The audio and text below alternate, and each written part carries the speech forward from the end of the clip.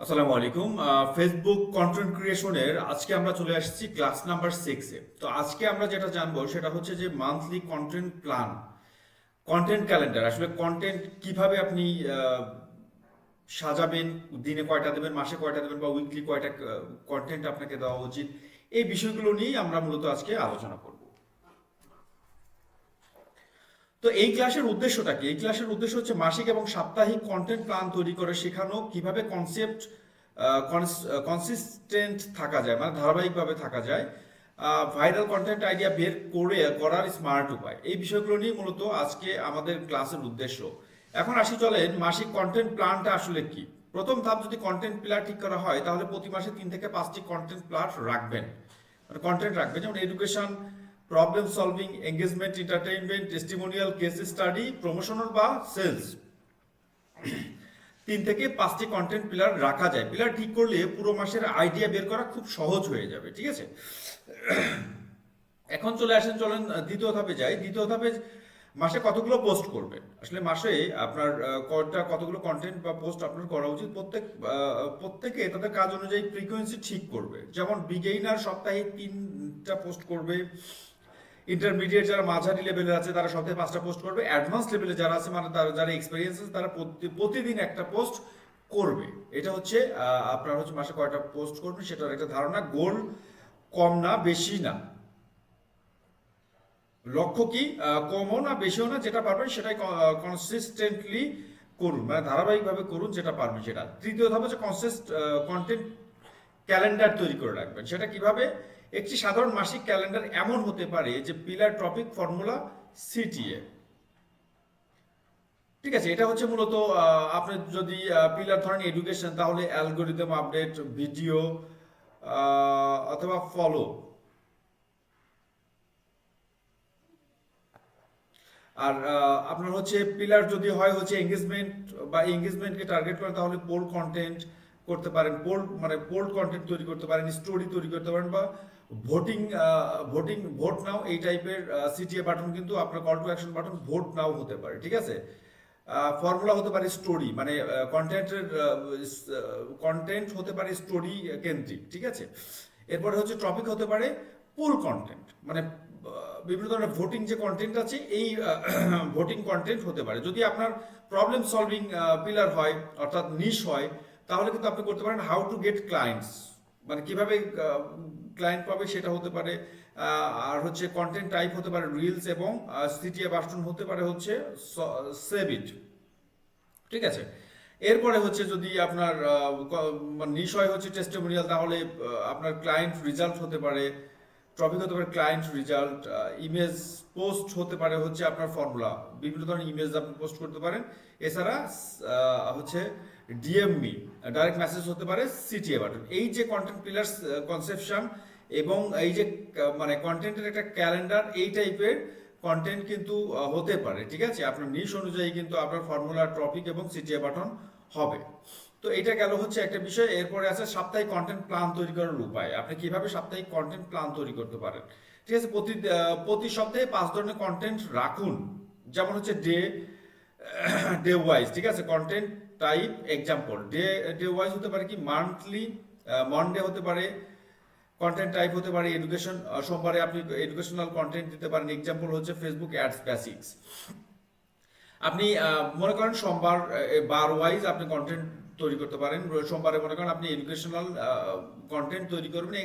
যদি এক্সাম্পল হিসাবে ধরেন তাহলে হতে পারে Facebook ads basic, Facebook ads নিয়ে আপনি হচ্ছে শিক্ষামূলক একটি কন্টেন্ট তৈরি করতে পারেন। এরপরে টুয়েসডে যদি ধরি, মন্ডের পরে, তারপরে স্টোরি টেলিং একটা কন্টেন্ট হতে পারে। এবং এইখানে আপনার হচ্ছে আপনি এমন একটা স্টোরি তৈরি করবেন যে স্টোরিতে আপনি দেখাবেন যে আপনি কিভাবে প্রথম ক্লায়েন্টটা আপনি পেয়েছিলেন। এই যে একটা স্টোরি, এই স্টোরিটা আপনি কন্টেন্ট আকারে শেয়ার করবেন।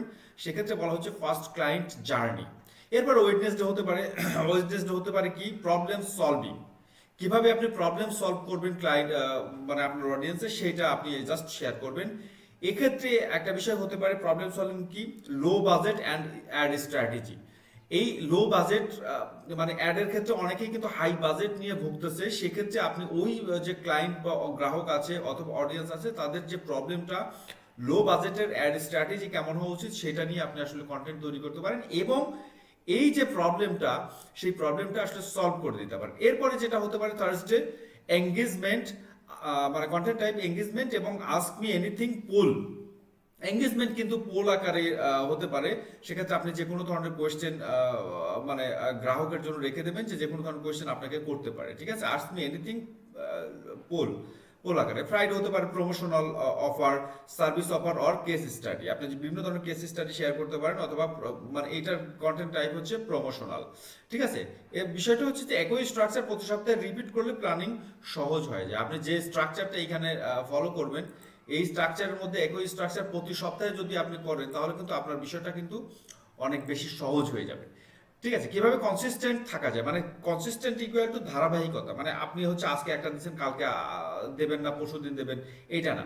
আপনি সপ্তাহে যদি প্রতিদিন দিতে চান, তাহলে এই সপ্তাহে যদি প্রতিদিন একটা কন্টেন্ট দেন, তাহলে পরের সপ্তাহে প্রতিদিন আপনাকে কন্টেন্ট দিতে হবে। যদি আপনি মাসে 15টা কন্টেন্ট দেন, প্রতি মাসে 15টাই আপনাকে দিতে হবে। সপ্তাহে যদি একটা দেন বা অথবা 5টা দেন, সেই আপনাকে প্রতি সপ্তাহে 5টাই দিতে হবে। এটাকে বলা হচ্ছে ধারাবাহিকতা।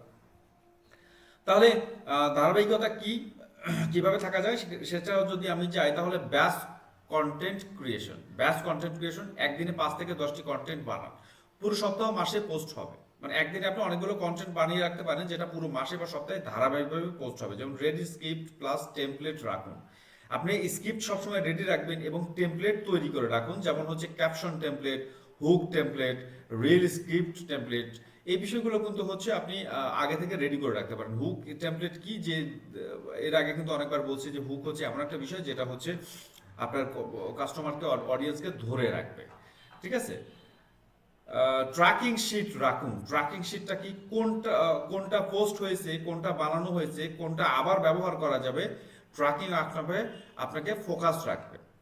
কোনটা পোস্ট হয়েছে, কোনটা বানানো হয়েছে এবং কোনটা আবার ব্যবহার করা যাবে, এই বিষয়গুলো আপনি হচ্ছে একটা ট্র্যাকিং শিট করে রাখতে পারেন। এটা মূলত গুগল শিটেই করা যায়, খুব ভালো হয়, ঠিক আছে।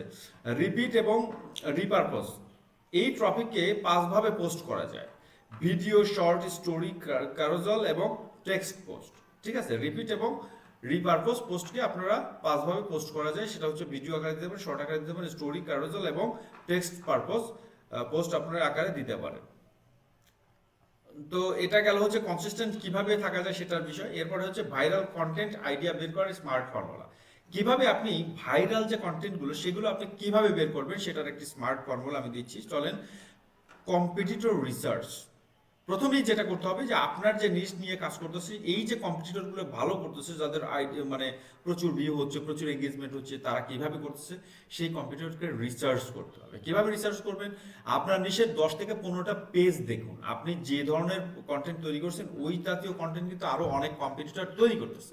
এই যে কম্পিটিটরগুলো তৈরি করতেছে, তাদের যে পেজগুলো, আপনি ওই পেজগুলোকে অ্যানালাইসিস করতে হবে, ঠিক আছে। গত 30 দিনে কোন পোস্ট বেশি রিচ পেয়েছে সেটা নোট করুন।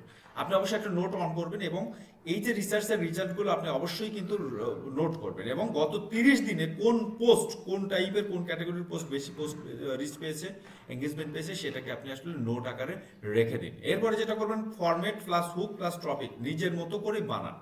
এমন একটা ফরম্যাট বানাবেন যেটা নিজের মতো করে, যে আপনার এই অ্যানালাইসিস করার পরে আপনি বুঝবেন যে কোন টপিকগুলো, কোন ফরম্যাটগুলো কিন্তু বেশি খাচ্ছে অডিয়েন্স।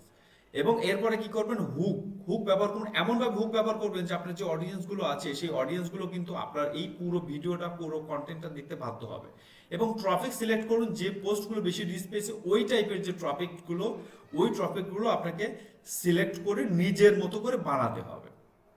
এরপরে যেটা আছে, কম্পিউটার রিসার্চের পর ট্রেন্ড বেসড কন্টেন্ট। আপনি এমন কন্টেন্টগুলো তৈরি করবেন, যে যে কন্টেন্টগুলো মূলত ট্রেন্ডে আছে এই মুহূর্তে, সেই কন্টেন্টগুলো আপনাকে সিলেক্ট করতে হবে। যেমন ফেসবুক রিলস ট্রেন্ডিং সংস, এটা কিন্তু আপনি গুগলে যেই আহ, আপনি হচ্ছে সার্চ করলেই পেয়ে যাবেন। চলেন দেখি আসি কিভাবে। কপি করলাম, কপি করে আপনি যদি এটা সার্চ দেন,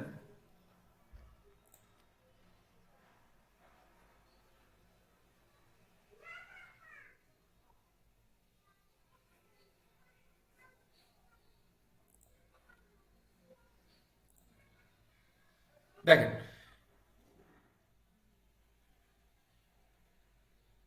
এই যে সংগুলো এইগুলো কিন্তু ফেসবুকে এই মুহূর্তে ফেসবুক রিলস ভাইরাল সংস, এই যে সংসগুলো রিলসে কিন্তু ভাইরাল এই মুহূর্তে।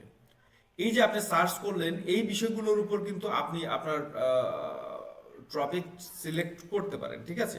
ফেসবুক রিলস ট্রেন্ডিং সংস কিন্তু আপনি কিভাবে বের করবেন সেটা আমি দেখিয়ে দিলাম।